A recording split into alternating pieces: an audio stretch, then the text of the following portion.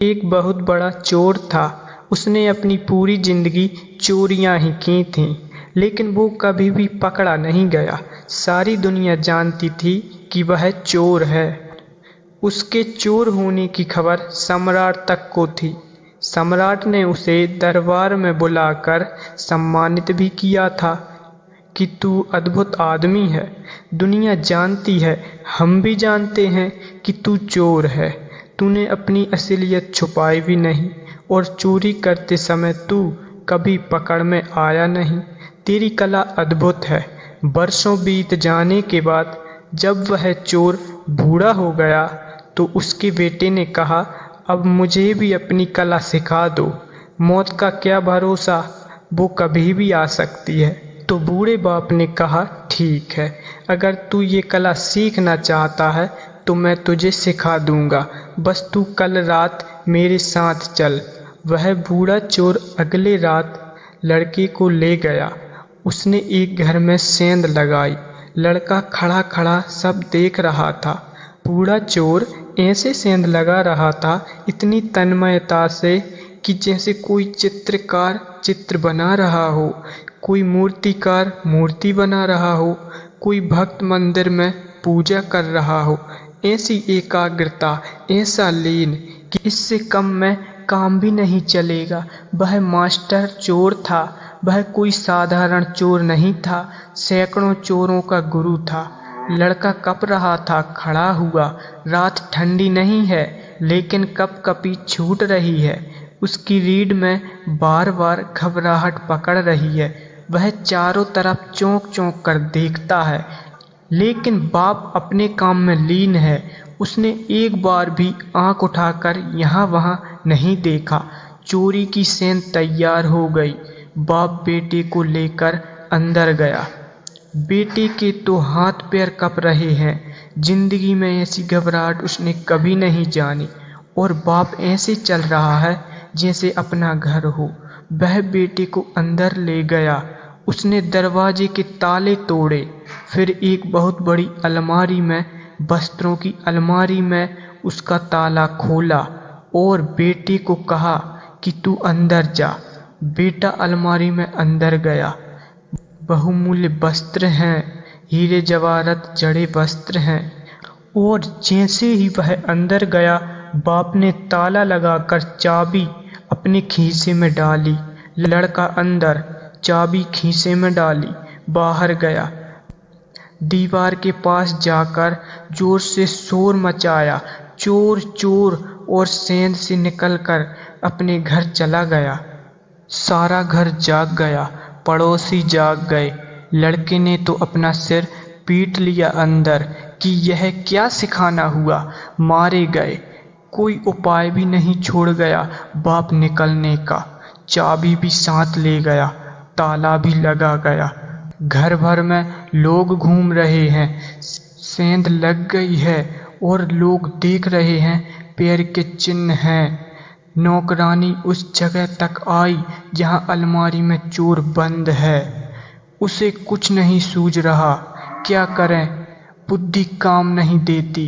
बुद्धि तो वही काम देती है अगर जाना माना हो, किया हुआ हो। बुद्धि तो हमेशा बासी है, ताजे से बुद्धि का कोई संबंध नहीं।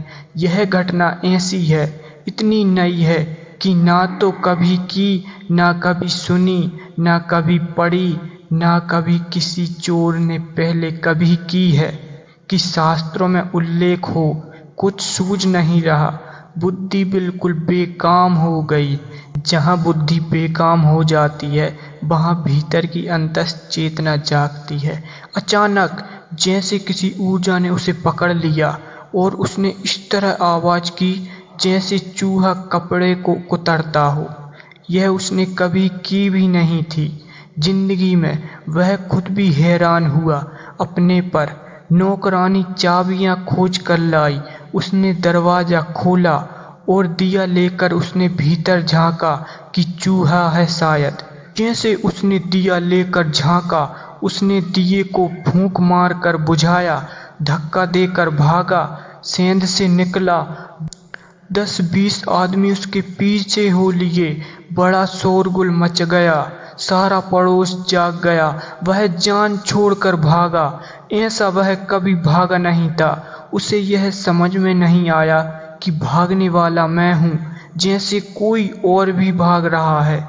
एक कुएं के पास पहुंचा। एक चट्टान को उठाकर उसने कुएं में पटका। उसे यह पता भी नहीं कि मैं ये क्या कर रहा हूँ, जैसे कोई और करवा रहा है। चट्टान कुएं में गिरी। सारी भीड़ कुएं के पास इकट्ठी हो गई। समझा कि चोर कुएं में कूद गया। वह झाड़ के पीछे खड़े होकर सुस्ताया, फिर घर गया। दरवाजे पर दस्तक दी। उसने कहा, आज इस बाप को ठीक करना ही पड़ेगा। यह सिखाना हुआ। अंदर गया। बाप कंबल ओढ़े आराम से सो रहा है। उसने कंबल खींचा और कहा कि क्या कर रहे हो? वह तो घुर्राटे ले रहा था। उसने जगाया। उसने कहा कि यह क्या है, मुझे मार डालना चाहते हैं? बाप ने कहा, तू आ गया, बाकी कहानी सुबह सुन लेंगे। मगर तू सीख गया, अब सिखाने की कोई ज़रूरत नहीं। बेटे ने कहा, कुछ तो कहो, कुछ तो पूछो मेरा हाल, क्योंकि मैं सो ना पाऊंगा। तो बेटे ने सब हाल बताया कि ऐसा ऐसा हुआ। बाप ने कहा, बस तुझे कला आ गई, तुझे आ गई कला। यह सिखाई नहीं जा सकती, लेकिन तू आखिर मेरा ही बेटा है। मेरा खून तेरे शरीर में दौड़ता है। बस हो गया, तुझे राज मिल गया। क्योंकि चोर अगर बुद्धि से चले तो फंसेगा। वहाँ तो बुद्धि छोड़ देनी पड़ती है, क्योंकि हर घड़ी नई है। हर बार नए लोगों की चोरी है। हर मकान नए ढंग का है। पुराना अनुभव कुछ काम नहीं आता। वहाँ तो बुद्धि से चले कि उपद्रव में पड़ जाओगे। वहाँ तो अंतश्चेतना से चलना पड़ता है। वहाँ इतना ही होश चाहिए, बुद्धि अलग हो जाए, सजगता हो जाए। जहाँ भय होगा वहाँ सजगता हो सकती है। जहाँ खतरा होता है वहाँ तुम जाग जाते हो। जहाँ खतरा होता है वहाँ विचार अपने आप बंद हो जाते हैं।